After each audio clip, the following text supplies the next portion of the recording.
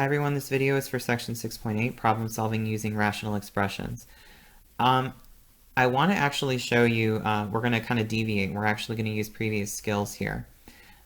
We can actually use a system of equations to help us out here. We just have to be a little bit careful because it is going to look a little bit different. So let's go ahead and dive into the problem. And again, what I would recommend is reading the problem really quick first, so just do a run through to see what information is being provided for you, and then going through a second time at a slower rate to kind of really understand what information is being shared. So to begin, we have a semi-truck travels 300 miles through the flat land in the same amount of time that it travels 180 miles through mountains. The rate of the truck is 20 miles per hour slower in the mountains than in the flatlands. And we can kind of say that that makes sense because if we're going into the mountains, we're going to work with an incline, or at least initially, so that's going to slow our pace. We want to find both the flatland rate, or in other words, the speed, and the mountain rate. So what I want to note here is that we have flatland, so I'm going to break this up into cases, and I also have mountain. And notice that they're talking about time, they're talking about distance, and they're actually telling you a little bit about the speed or the rate here. And that will hopefully kind of make you think, well, I know that there's a relationship between distance, rate, and time. And specifically, that relationship is distance is equal to the rate or your speed times the length of time that you have been traveling. So let's see if we can start to fill this information in. Okay, so I'm going to go ahead and drop down some information. Okay, so the first thing that I want to note here is that we have a semi-truck travels 300 miles through the flatland. So we know that the distance for the flatland is 300. And we also know that we're going to travel 180 miles through the mountains. So that will go there. Another thing to note is that they say in the same amount of time. And what I want you to realize here is that notice that in nowhere in this problem do they actually tell you the amount of time that this truck driver is behind the wheel. So the best that I can do here is say, well, the same amount of time, we're just going to use the variable t to indicate that time. Now, the other piece of information that they provide us is that the rate of the truck is 20 miles per hour slower in the mountains. So again, you should ask yourself in this case, well, what is the rate or what is the speed of this truck driver in the flatlands? And notice again that this problem is just being rude and not giving you that information. So the best that you can say here is that maybe the rate is r. And we know that the rate in the mountains is going to be r minus 20 miles per hour. So notice that the way that we have this set up, it is a system of equations. We could definitely use rational expressions here, but maybe working with a system of equations is going to be a little bit nicer.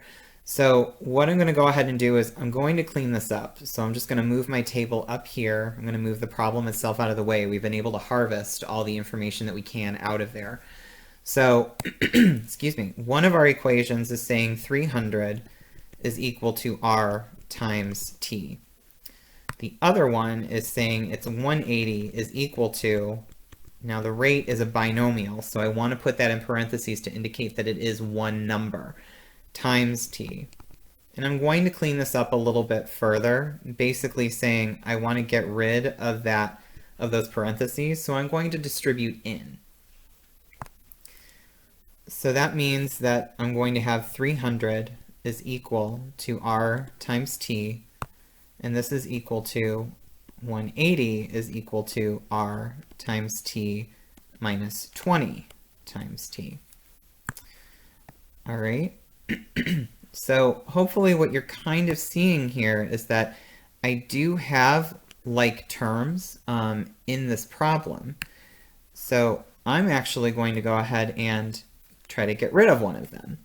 So what I'm going to do is I'm actually going to use elimination in this problem. So I'm going to multiply a -1 into each of those terms. So that is going to give me 300 is equal to r times t. And that's going to give me a negative 180 is equal to a negative RT. And that's going to change this to a positive 20T. So hopefully I'm doing okay right now. So now what we're going to go ahead and do is we're actually going to do the elimination. So we have a 300 and a negative 180. So that's going to give me a positive 120 is equal to, the RT's cancel out, and this is going to leave me with a positive 20T. From here, we're going to solve for our variable t, and we're going to divide both sides by 20. Okay, so this ends up giving me t is equal to 6. But remember, do not throw your pencil down and say, yes, I did it. I got the answer. You're not quite there, but you are so, so close. So what I want you to do is let's come back to the goal here. The goal is to find the flatland rate speed and the mountain rate. Okay, so what we're going to go ahead and do here is, let me just scoot this up and over so I have a little bit more room. And what I'm going to go ahead and do is I'm going to focus my attention on just one of the problems. And the 300 equaling r times t seems to be the simpler one. So basically what I'm saying is, if I now know the time, which is 6, I can find the rate for the flatland. So we can break that multiplication by doing a division. And we're going to get that the rate for the flatland is going to be 50 miles per hour. So we have that. So that means that we can comfortably go ahead and find out what the rate is for the mountains. And I actually don't really need to dig deeper. I can just focus on the rate here.